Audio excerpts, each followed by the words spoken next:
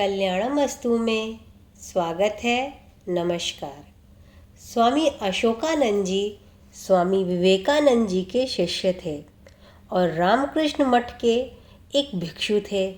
स्वामी अशोकानंद जी ने ध्यान में बैठने से पहले और ध्यान करने के नियम को बड़ी ही सहजता से बताया है।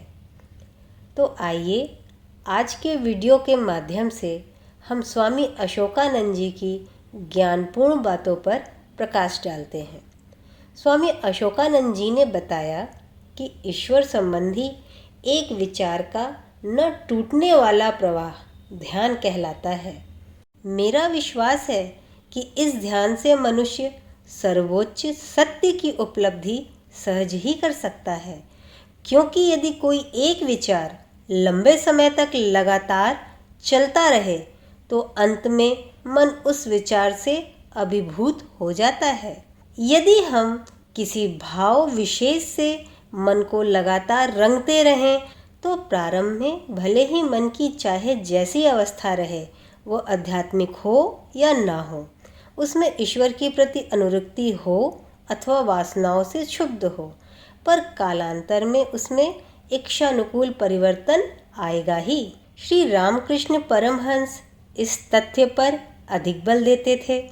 इस विषय पर उन्होंने जो उपदेश दिए उनमें से एक उपदेश को समझने में मुझे बहुत समय लगा, पर जब मैं उसे समझ गया, और आशा करता हूँ कि मैं उसे समझ गया हूँ। रामकृष्ण परमहंस कहते थे कि मन मानो रंगरेज के यहाँ का कपड़ा है। कपड़े को जिस रंग में डुबाओ वह वही रंग ले लेता है। पहले तो मैं सोचता था कि श्री रामकृष्ण का तात्पर्य यह है कि मन को भगवत चिंतन में डुबोकर ईश्वर के रंग में रंगने के लिए उसे पहले पूरी तरह पवित्र बना लेना चाहिए। पर इसमें तो कोई विशेष उत्साह की बात नहीं, क्योंकि प्रायः सभी आध्यात्मिक साधकों के समक्ष मन की शुद्धि ही सबसे बड़ी समस्या रही है। इस प्रकार की पवित्रता को पा लेना मानो 3/4 युद्ध को जीत लेना है, क्योंकि जब मन पूरी तरह शुद्ध हो जाता है तो आध्यात्मिक अनुभूति स्वतः ही उपस्थित होती है। पर जब मैं श्री रामकृष्ण की इस उपमा पर मनन करने लगा तो बात कुछ अलग ढंग से मेरी समझ में आने लगी। जब उन्होंने मन की उपमा रंगरेज के कपड़े से दी तो उनका तात्पर्य साधारण मन से था, जो मन सांसारिक और विरोधी विचारों एवं भावनाओं से ठसाठस भरा होता है तथा जो ईश्वर संबंधी विचारों से विमुख है। उन्होंने जिस मन की उपमा रंगरेज से दी वह शुद्ध किया हुआ मन नहीं था, प्रत्युत वह ऐसा मन था जो चाहे जिस दिशा में हो। मेरी समझ में उनका तात्पर्य यह था कि साधारण मन भी यदि ईश्वर चिंतन में डुबा दिया जाए तो वह आध्यात्मिक रंग लेगा। यह एक अद्भुत उत्साहवर्धक और सहायक मनोवैज्ञानिक सत्य है, पर आध्यात्मिक साधक बहुधा इसे भूल जाते हैं। एक समय कोई व्यक्ति श्री रामकृष्ण के पास आया और कहने लगा, मैं अपने मन को वश में नहीं कर पा रहा हूँ, उसका उपाय भी नहीं जानता। श्री रामकृष्ण ने इस पर कहा, तुम अभ्यास योग क्यों नहीं साधते? अभ्यास योग का तात्पर्य है मन को बारंबार ईश्वर के चिंतन में लगाना। भगवद गीता में इस साधन की विशेष चर्चा की गई है। प्रारंभ में मन यदि इधर उधर घूमता हो तो उसमें क्या क्षति है, पर हाँ, हमें उस मन को खींचकर बारंबार ईश्वर में लगाना चाहिए। यदि हम इसे स्मरण रखें तो आधा युद्ध तो जीते ही लिया। दुर्भाग्य से बहुधा हम इसे भूल जाते हैं और दूसरी बातों में मन को लगा देते हैं तथा आध्यात्मिक जिज्ञासा को पूर्णतः बिसरा देते हैं। ऐसी दशा में मैं समझता हूँ आत्मसंयम और ध्यान के उपायों से संबंधित कतिपय बातों की चर्चा करना लाभदायक होगा। ध्यान के लिए मन की कौन सी अवस्था उपयुक्त है? मैं समझता हूँ आप उसे शांत मन के रूप में जानते हैं। कोई बलपूर्वक प्राप्त शांति नहीं है, बल्कि वह ऐसी शांति है जो अधिकांश प्रबलतम वासनाओं के खत्म होने पर उपजती है। जो बातें मन को विक्षुब्ध करती हैं, चाहे भीतर उठी हों या बाहर उठी हों, हमारी गुप्त मूलभूत वासनाओं से संबंधित होती हैं। हम सदैव किसी लक्ष्य की प्राप्ति के लिए प्रयत्नशील रहते हैं। यद्यपि हम जी तोड़ परिश्रम करते हैं, तथापि बहुधा हम असफल हो जाते हैं और असफलता मन को प्रक्षुब्ध कर देती है। यदि सफलता मिलती भी है तो परिणाम बड़े विचित्र होते हैं। कभी कभी ऐसा होता है कि जब हम अपनी काम्य वस्तु का उपभोग कर रहे होते हैं तो वे हमारी पकड़ से दूर चली जाती है। इससे हमें निराशा होती है और ऐसा लगता है मानो हम छले गए हैं। इसके विपरीत जब हम इस प्रकार निराश होते हैं तो उपभोग वस्तुओं के प्रति आसक्त हो जाते हैं, पर उपभोग तो लगातार तीव्र नहीं हो सकता, अतएव परिणाम स्वरूप ऊब आती है। ये सभी प्रतिक्रियाएं मन को अनवरत चंचल बनाए रखती हैं, चाहे वह चंचलता सुखमय हो या दुख। इस तरह हम देखते हैं कि जो विचार हमारे मन को भगवत चिंतन में बैठने नहीं देते, वे हमारी वासनाओं के विषयों से संबंधित होते हैं। और जब हम अपनी प्रबलतम वासनाओं को निर्मूल करने में समर्थ होते हैं, तभी मन अपेक्षाकृत शांत भाव धारण करता है। मन की इस अपेक्षाकृत शांत स्थिति को हम प्रत्याहार का प्रारंभ कहते हैं। इस स्थिति में यद्यपि मन कभी कभी चंचल होता है, तथापि दूसरे समय वह शांत रहता है। जब वह विषय भोगों के संपर्क में आता है तब चंचल हो जाता है, अन्यथा वह बहुत कुछ शांत रहता है। यह बड़ी अनुकूल अवस्था है। जब देखो कि चंचल बना देने वाली वस्तुओं के प्रत्यक्ष संपर्क में नहीं हो तो तुम्हारा मन स्वाभाविक रूप से शांत है। जब अनुभव करो कि तुम अकेला होना पसंद करते हो और तुम में एक गंभीर भाव आया है, तो समझ लेना कि ऐसी स्थिति बड़ी ही वांछनीय है। मन की ऐसी अवस्था में तुम्हें यथाशक्ति ध्यान के अभ्यास में लग जाना चाहिए, उसकी उपेक्षा नहीं करनी चाहिए। मन बड़ा ही परिवर्तनशील होता है। ऐसा न सोचना कि एक बार मन की वांछित स्थिति प्राप्त हो जाने पर वह उसी प्रकार बनी रहेगी। हो सकता है कोई बात भीतर से उठे अथवा बाहर से आए जो तुम्हें विचलित कर दे। ऐसी दशा में मन को फिर से शांत करने में कभी कभी 5 तो कभी 10 वर्ष भी लग जाते हैं। जैसे तूफान के बाद समुद्र को शांत होने में कई दिन लग जाते हैं। मेरे कहने का तात्पर्य यह नहीं कि हम कभी भी पूर्णतः सुरक्षित न होंगे। निसंदेह मन की एक ऐसी स्थिति है जहाँ पहुँच जाने पर किसी प्रकार का भय नहीं रहता, पर वह एक बहुत ऊंची अवस्था है। जब व्यक्ति इस चरम एकाग्रता की स्थिति पर पहुँच जाता है तो वह अपने पीछे के पुलों को तोड़ देता है। वह ऐसी स्थिति पर पहुँच चुका होता है जहाँ संसार की वस्तुएं उसे और आकर्षित नहीं कर पाती। जिस जगत को वह पीछे छोड़ चुका है उसके प्रति उसका मन अब और लुब्ध नहीं होता, वह सुरक्षित हो जाता है। मान लो हम ऐसी स्थिति में आ चुके हैं जिसमें मन यद्यपि कभी कभी चंचल रहता है, तथापि दूसरे समय शांत रहता है। ऐसी दशा में ध्यान में सफल होने के लिए हमें क्या करना चाहिए? सर्वप्रथम हमें दृढ़ निश्चय कर लेना चाहिए कि हम अभ्यास में एकदम नियमित रहेंगे। जिस प्रकार हमारी अनिवार्य शारीरिक आवश्यकताओं के प्रति हम सर्वदा सचेत और तत्पर रहते हैं, चाहे कुछ भी हो हम उनके लिए समय निकाल ही लेते हैं, उसी प्रकार हमें ध्यान के अभ्यास के प्रति भी निष्ठावान होना चाहिए। श्वास प्रश्वास के समान ही ध्यान को भी जीवन का अंग बनाना चाहिए। हमारे देश में जब कोई व्यक्ति बहुत व्यस्त होता है तो कहता है मुझे सांस लेने तक की फुर्सत नहीं है, पर यथार्थ में वह सांस तो लेता ही है ना। उसी प्रकार हमें ध्यान के लिए तत्पर होना चाहिए। भले ही प्रारंभ में ध्यान अभ्यास की इच्छा उतनी तीव्र न दिखती हो, पर मन में दृढ़ निश्चय कर लो। अपने आप से कहो मैं ध्यान करूँगा ही। श्री रामकृष्ण देव मुसलमानों की प्रार्थना संबंधी वक्त की पाबंदी की बहुधा प्रशंसा करते थे। मुसलमान चाहे जहाँ हो चाहे जो करता हो, पर ज्यों ही नमाज का समय हुआ कि वह सब काम बंद कर देता है, वजू करता है और गमछे को जमीन पर बिछा कम से कम 15 मिनट तक नमाज पढ़ता है। यदि आवश्यकता हुई तो सड़क के किनारे भी गमछा बिछाकर नमाज पढ़ने से वह नहीं हिचकिचाता। उसके इस नियम में व्यतिक्रम नहीं होता। यदि कोई कहे कि मुझे ध्यान के लिए समय नहीं मिलता तो उसकी बात में कोई युक्ति नहीं है।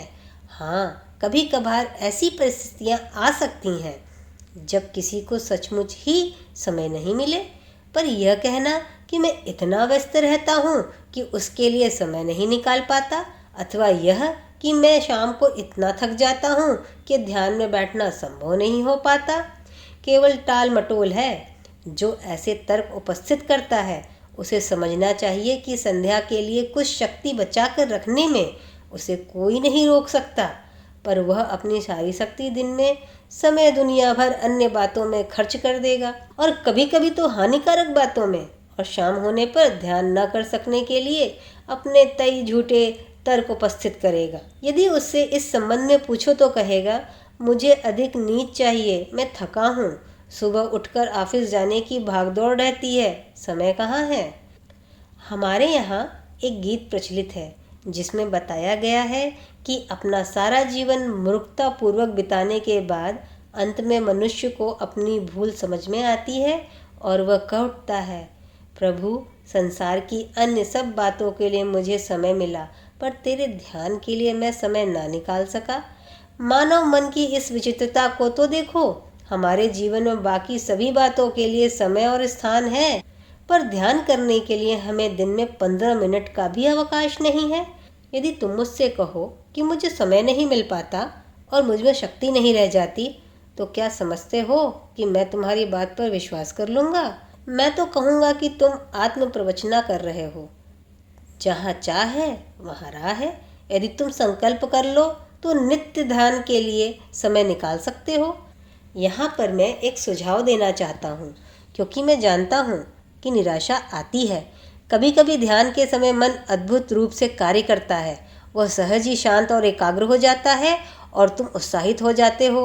पर यदि दूसरे समय वह ठीक व्यवहार ना करे, शांत होना ना मंजूर कर दे और तरह तरह के विचारों से चंचल होता रहे, तो हो सकता है कि तुम कह बैठो, ध्यान करने से कोई लाभ नहीं, प्रयत्न तो करता हूँ पर कोई फल नहीं मिलता। यहाँ मैं बताना चाहूँगा, यदि तुम उदात्त मानसिक गुणों के साथ जन्मे नहीं हो तो अन्य सभी साधकों की तरह तुम्हें भी मन के उतार चढ़ाव देखने होंगे, पर इससे हताश न होना। ऐसा न सोचो, जब तक मन पर्याप्त रूप से आध्यात्मिक नहीं हुआ है तब तक तुम ध्यान करने के योग्य नहीं हो। कुछ लोगों ने पूछा है, मन की निम्न अवस्था में ईश्वर की ओर कैसे जा सकता हूँ? यदि तुम्हें ठंड लग रही हो तो क्या तुम कहोगे कि मैं ठंडा हूँ अतः आग के पास जाने से पूर्व गर्म हो लूँ, या यह करोगे कि मुझे ठंड लग रही है अतः पहला काम है कि आग के पास जाऊँ और अपने आप को गर्म कर लूँ? यदि तुम अपने भीतर आध्यात्मिकता का अभाव देखते हो तो वही ईश्वर का ध्यान करने का सबसे उचित समय है। स्वयं को मन के द्वारा गुमराह न होने दो।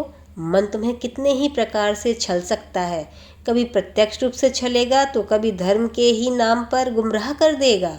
मैं पर्याप्त आध्यात्मिक नहीं हूँ, ऐसा सोचकर तुम ध्यान करने से जो आनाकानी करते हो वह मन का ही एक छल है।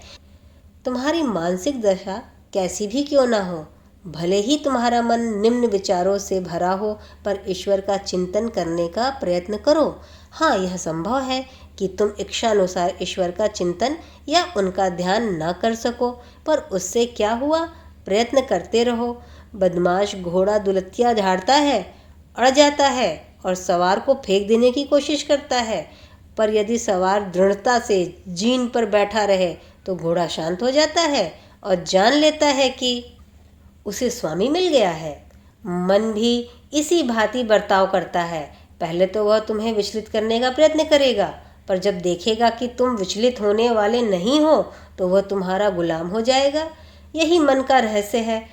अतः उसी दशा के संबंध में मत सोचो, उस पर सवार होने का निश्चय कर लो, और यह निश्चय ही जिसमें ध्यान उपलक्षित है अपने आप में विजय है।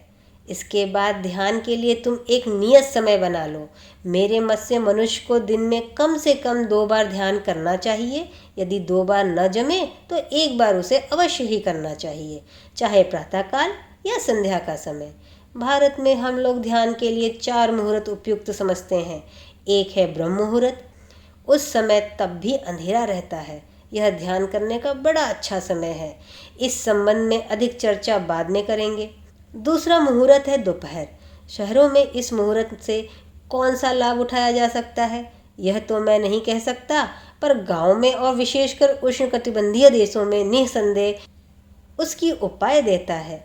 इस समय एक प्रकार का सन्नाटा छाया रहता है और प्रकृति मानो स्थिर हो जाती है। उस समय गर्मी के मारे पक्षी तक नीरव हो जाते हैं और अपने को वृक्षों की पत्तियों में छिपा लेते हैं। मनुष्य भी शांत रहते हैं।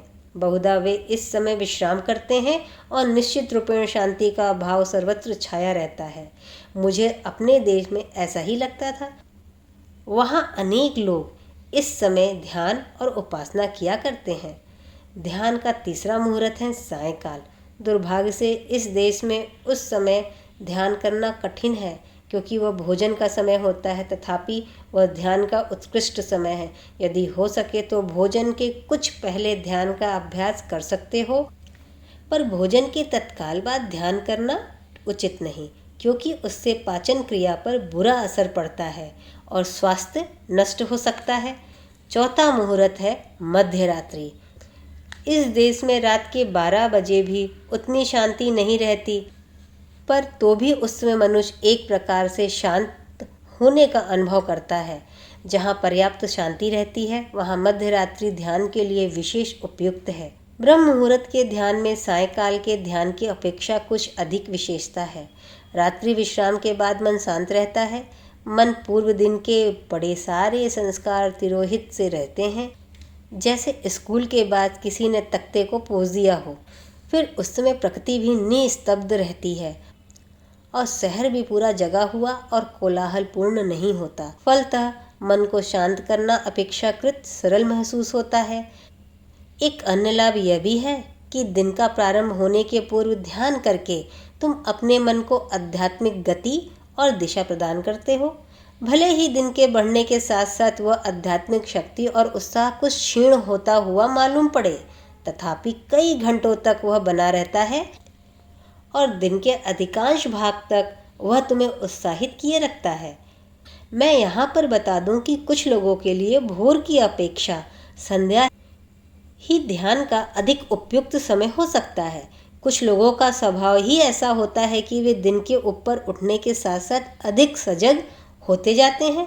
सुबह वे केवल अर्ध जागृत होते हैं, पर संध्या होते होते वे पूरी तरह जग जाते हैं। ऐसे लोगों के लिए संध्या या रात्रि निसंदेह रूप से ध्यान का अधिक उपयुक्त समय साबित होगा। ध्यान के लिए विशेष रूप से उपयुक्त इन 4 मुहूर्तों में से यदि एक का भी तुम लाभ न उठा सको तो कोई भी समय चुन लो जो तुम्हारे लिए सर्वाधिक सुविधापूर्ण हो और दृढ़ निश्चय के साथ उससे लगे रहो। ध्यान के लिए नियत समय का दृढ़तापूर्ण पालन करना बहुत महत्वपूर्ण है, क्योंकि मन आदत के अनुसार कार्य करता है। यदि हम एक निर्दिष्ट समय में ईश्वर का ध्यान करें तो उस निर्दिष्ट समय के सन्निकट आते ही हमारा मन बिना किसी प्रयत्न के ईश्वरीय भाव से भावित हो जाएगा। अभ्यास की नियमितता से प्राप्त होने वाला यह कोई सामान्य लाभ नहीं है। जिस प्रकार ध्यान के लिए एक नियत समय आवश्यक है, उसी प्रकार उसके लिए एक निर्दिष्ट स्थान भी आवश्यक है। मंदिरों और गिरजाघरों का यही एक बड़ा लाभ है। लोग इस स्थानों में ईश्वर चिंतन करते हैं, इसलिए वहाँ की हवा तक पवित्रता और ईश्वरीय भाव से भरी रहती है। वहाँ जाने से ही मन ऊपर उठ जाता है। मंदिर या गिरजाघर का यह वातावरण तुम अपने कमरे के कोने में भी ला सकते हो, क्योंकि जहाँ पर भी कोई विचार प्रवाह तीव्रता के साथ अविकल रूप से बहता है, वह स्थान उस विचार के स्पंदनों से भर जाता है। इस कारण यह हो सकता है कि भौतिक वातावरण और परिवेश शरीर से संबंधित रहते हैं और शरीर मन के विचारों के अनुरूप स्पंदित होता है। यदि हमारे विचार शुद्ध हैं तो हमारा शरीर भी उस शुद्धता को प्राप्त होता है, जिसे हम आध्यात्मिक स्पंदन कहते हैं। स्वाभाविक ही शरीर के इस परिवर्तन के साथ बाहर का वातावरण भी बदल जाता है। इस प्रकार ध्यान का तुम्हारा निर्दिष्ट स्थान आध्यात्मिक ऊर्जा से भर जाएगा। वह आध्यात्मिक स्पंदनों से ऐसा ओतप्रोत हो जाएगा कि ज्यों ही तुम उस स्थान पर पहुंचोगे त्यों ही तुम्हारा मन ध्यान के भाव से भावित हो उठेगा। वह मानो जादू के स्पर्श से शांत हो जाएगा और तुम एक निश्चित ईश्वर भाव का अनुभव करोगे। कितना बड़ा लाभ है यह! और यह चमत्कार सा दिखने वाला कार्य तुम एक सहज उपाय से सिद्ध कर सकते हो। वह है ईश्वर चिंतन के लिए एक अलग स्थान रख देना और नियमित स्थान पर वहाँ ध्यान अभ्यास करना। जब हम अपने मन में छिपे वासना, आवेश, लोलुपता और कामना रूपी सूक्ष्म शत्रुओं का बल नापते हैं तो जिन उपायों की मैंने ऊपर चर्चा की है वे बचाव के लिए बहुत कमजोर से दिखते हैं। मैं इसे स्वीकार करता हूँ। जब मैं शत्रुओं को छिपे हुए कहता हूँ तो इसका तात्पर्य है कि हम में से सर्वश्रेष्ठ जन भी उनके प्रभाव से पूरी तरह मुक्त नहीं है। ऐसा कहा जाता है कि मनुष्य जब भगवान के चरणों को प्रत्यक्ष छू नहीं लेता तब तक वह उनके चंगुल से पूरी तरह छूट नहीं सकता। जैसे जाड़ों में बाग बगीचों की घास पात और सूखे तृण साफ कर दिए जाते हैं, पर वसंत की पहली वर्षा से ही धरती में पड़े हुए सूक्ष्मकार बीज अंकुरित होकर हरियाली छा देते हैं। इसी प्रकार हमारे मन में बहुत से सूक्ष्म विचार, संस्कार और कामनाएं छिपी होती हैं और उठने के लिए प्रथम अवसर की ताक में रहती हैं। अतएव हमें बड़ा सावधान रहना चाहिए। हम जानते हैं कि ये बुरे संस्कार हमारे मन में विद्यमान हैं और यदि हमें इनको नहीं रोका तो यह हमारी चेतना पर सुगमता से छा जाएंगे।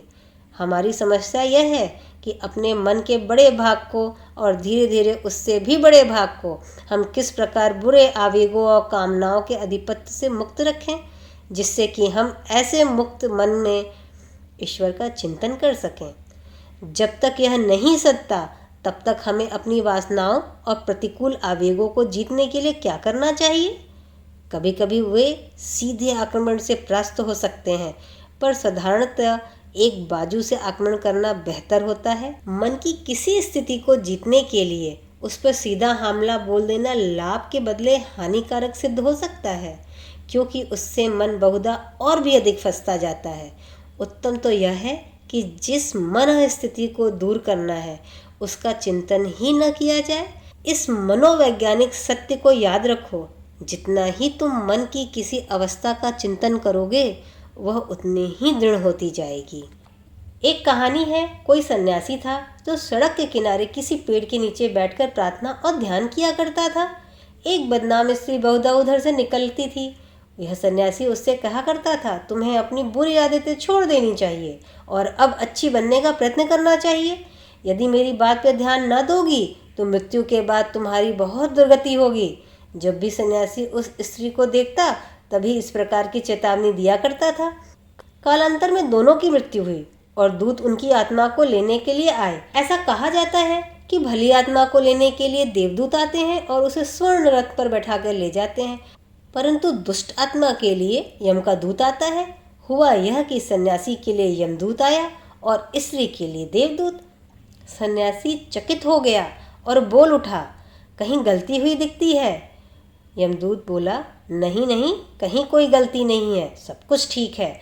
ऐसा कैसे हो सकता है? सन्यासी ने पूछा। यमदूत गंभीरता पूर्वक बोला, भले ही ऊपर से ऐसा लगता है कि तुम ध्यान कर रहे हो, पर असल में तुम सारे समय उस स्त्री और उसके चरित्र का ही चिंतन किया करते थे। क्या तुम्हारा मन अनवरत दोष दर्शन नहीं करता रहा? वह स्त्री सदैव ईश्वर से प्रार्थना ही करती रही, प्रभु मैं कमजोर हूँ, मुझे बचाओ।